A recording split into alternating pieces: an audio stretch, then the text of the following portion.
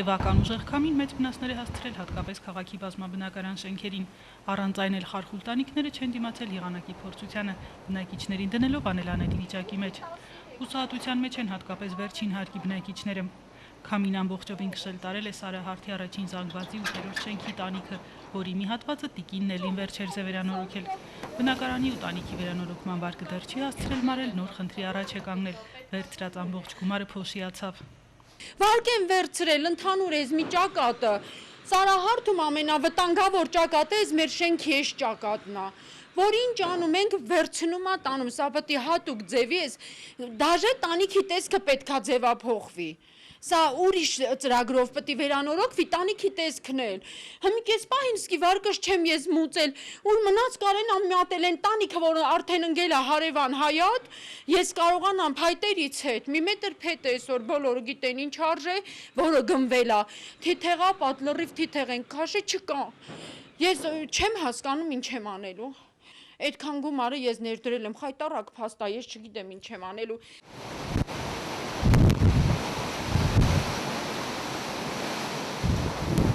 Հանկարծահաս քամին անակնկալի է բերել շատ բնակիչների, ասում են, եթե պետական աջակցություն չլինի, սեփական ուժերով կդժվարանան նորոգել։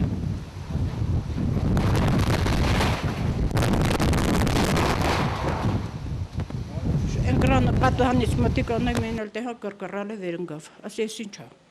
են տեղը տրակեսը վերանգել, այդքան բան, էլի շիֆեր էր, ու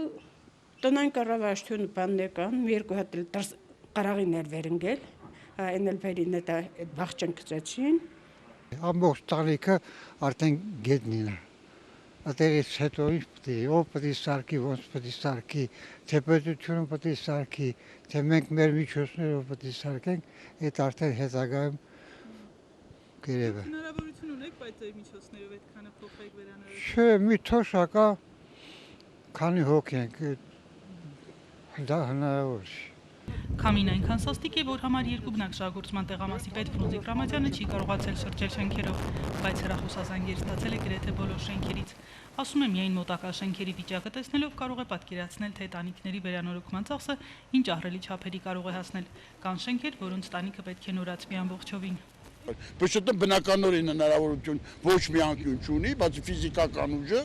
իսկ քաղաքապետարանն էլ այսպես ահռելի մեծ գումարների տակից կառավարության մեջ պետք է կառավարությունից այդ ինչ որ մարդիկ կան տենան ինչա կատարվել։ Ալավերդու քաղաքապետ Կարեն Փարիմուզյանը կատարվածի մասին արդեն տեղեկացրել է թե մարզպետարան եւ թե կառավարությանը։ Վնասը ֆինանսական առումով դեռ չեն գնահատել, բայց հաշվարկներ արել են, թե որ թաղամասում քանի շենքի տանիք է վնասվել։ Առավելապես տուժել են Սանա 5 կայարան եւ Սարահարթ թաղամասի շենքերը։ Մոտ 3 կառույց ենթակայանի տեսքով տանիքը վնասվել է 100%-ով, 9 շենք բազմաբնակարան 80%-ով է վնասվել, 27 շենք 60%-ով եւ 15 շենք 40%-ով։ Ունենք նաեւ մասնական մասնավոր առանձնատների տանիքների վնասված, 42 տուն 80%-ով վնասված, 36 տուն 60,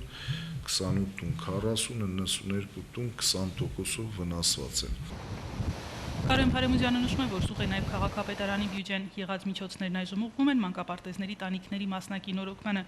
բազմաբնակարան շենքերի վերանորոգման համար սպասելու են կառավարության աջակցությանը։ Նատալիա Ուսյան, Արմեն Հովսեփյան, Գևորգ Քոչինյան, լուրեր։